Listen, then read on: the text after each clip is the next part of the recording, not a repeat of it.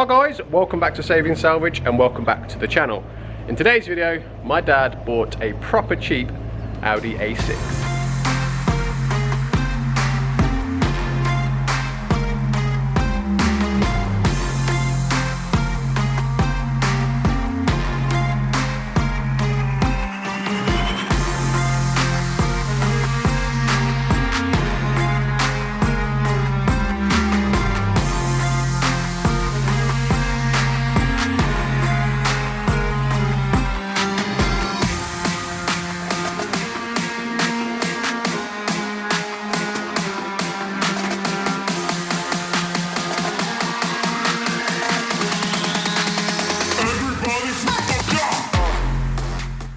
So as always guys, thank you very much for watching these videos, and if you do like these videos, please do like and subscribe, and if you haven't already, please do head over to my Instagram page, which is saving_salvage. Right, in today's video, I thought I'd show you that you don't just have to buy a car damaged from an auction to get it at a good price. So how this car came about.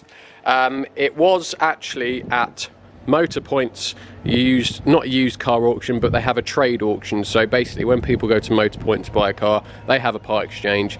Their part exchanges usually get sold through a trade auction, which I am a member of. So I first saw this car. So basically this car isn't crash damaged, it's not been an accident or anything like that, it's completely HPI clear. I just wanted to show you guys that it's not just salvage cars that can be a good deal. So this car came from that auction. So how it all come about, it was on for £8,500 starting bid, which was just under the trade value for this car. It is an A6 3-litre TDI S-Line Quattro, very good car, 61 plate, 2012, and it's done 100,000 miles. So it's a nice car, 3-litre engine, and it's done average mileage for its age. So I had a look at it, and I saw in there that it actually had a few issues. So it had a gearbox malfunction light and a airbag suspension warning light. It wasn't on the dash, but they listed it as fault, so I imagine at some point this light has come on the dash. So I was immediately interested in it because it's a nice A6, nice Audi with a mechanical issue. So I put it into my watch basket. I wasn't that bothered about it, so I thought, hang about, my dad might be interested in this car. He likes a nice A6, so I let him know about it, and he kept an eye on it. And I think it actually finished when it came round to bidding. He actually forgot to bid on it. I'm just as bad as him, so he forgot to bid on it as well, and it finished 8.5 grand, no bids. So we knew it'd be relisted again at some point. So 3 or 4 days later, it was then relisted at a lot lower price. It was relisted at £7,500. So kept an eye on it again, and this time did not forget to bid on it. Put a bid on 7.5 grand, and actually won it. Won it, no other bids, £7,500. So we knew it could be possibly having a gearbox refurb and possibly obviously fault with the suspension as well, but again thought, now bugger it, we'll take a punt, as I like to do, and we'll have a look. So he went up to Newcastle a couple of days ago to collect this car, borrowed me trailer, went up there, collected it and brought it back, and here she is. So just having a quick walk round of the car. It's actually in very good condition. There's no bodywork damage to this car at all. Even the alloys are in 90% good condition. It's only a 2-owner car. Looking at the logbook, the V5, the first owner was Audi. It was a demo. Second owner bought it as a demo at 3 months old.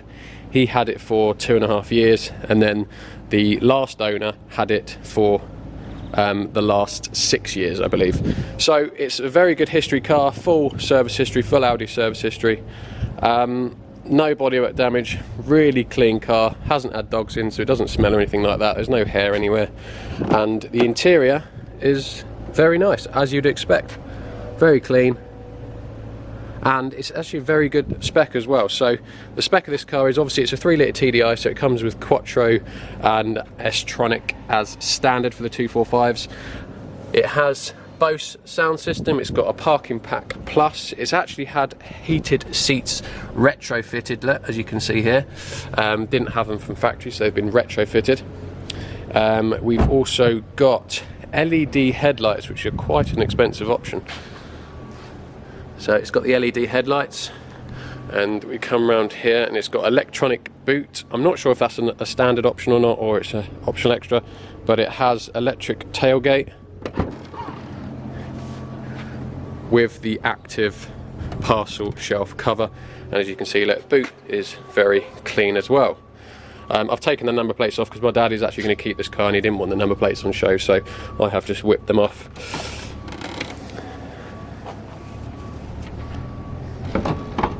So it's actually a very nice car. Good spot by me, I reckon. It's got rear climate control as well.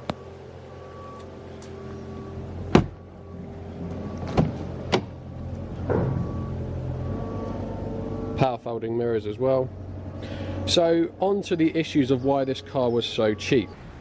So sorry I had to suspend play, it's yesterday now because of the weather. It is still raining now, but it's not as bad, so I thought I'd carry on filming. So let's get on to the reason we bought, or my dad bought this car, and that is because of a few malfunctions in the gearbox and the air suspension. So let's jump inside, plug the computer in and see what codes we've got.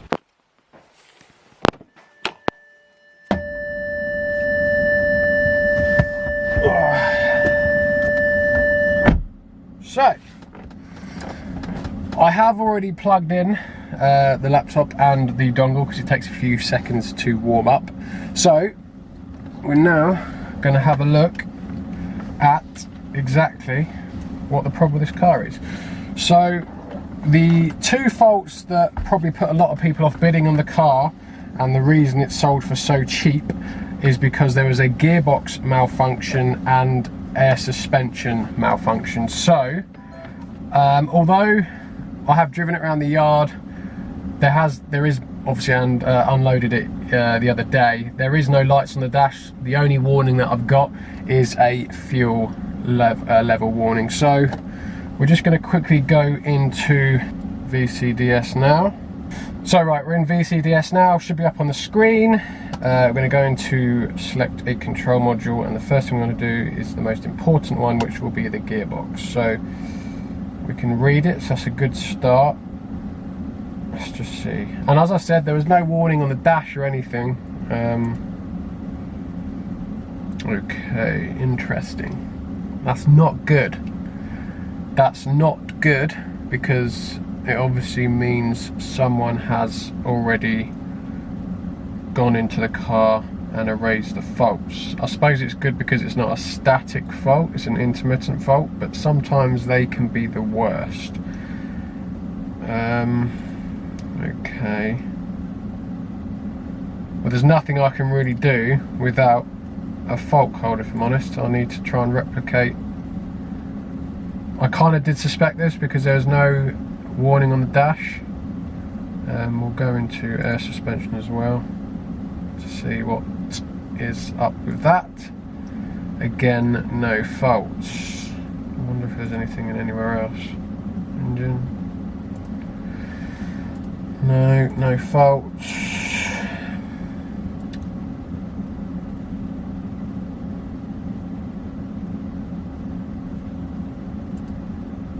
No faults. Okay.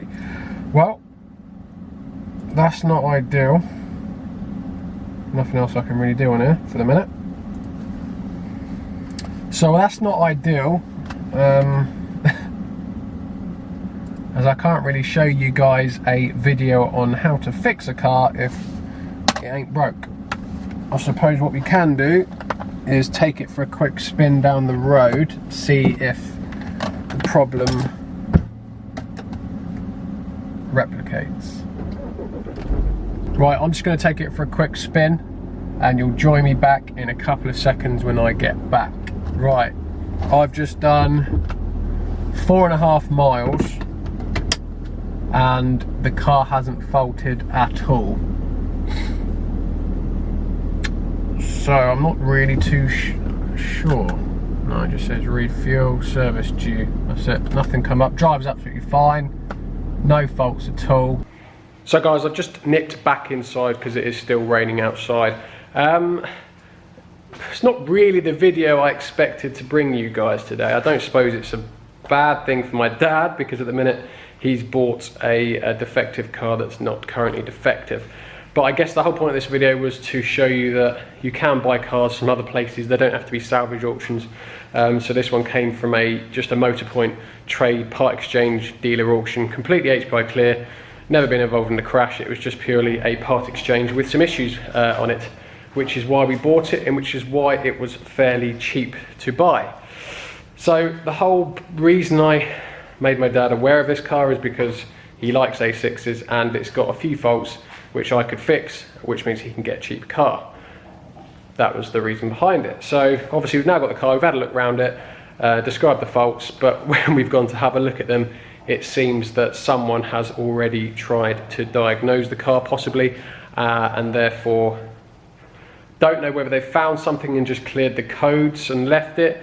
I'm unsure at this point, but I've done, as I said, a 5-mile road test, and there is no faults at the moment. So I can't really fix a car that's not broke, guys, at the minute. So the good news is though, is my dad is going to keep the car. So I'm sure it's going to fault at some point. I'm guessing this is the reason it was part exchanged in the first place. So I'm sure it will fault at some point in the not too distant future, guys. So as and when it does, I will be doing another video on the repair process. So as I said, not the video that was supposed to come today, but I suppose it's realistic. It is what's happened. There's nothing I can do about it at the moment.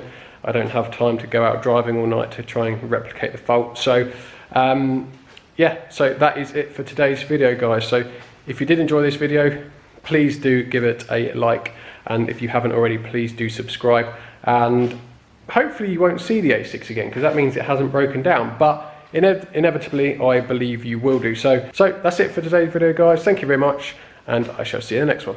Cheers, guys.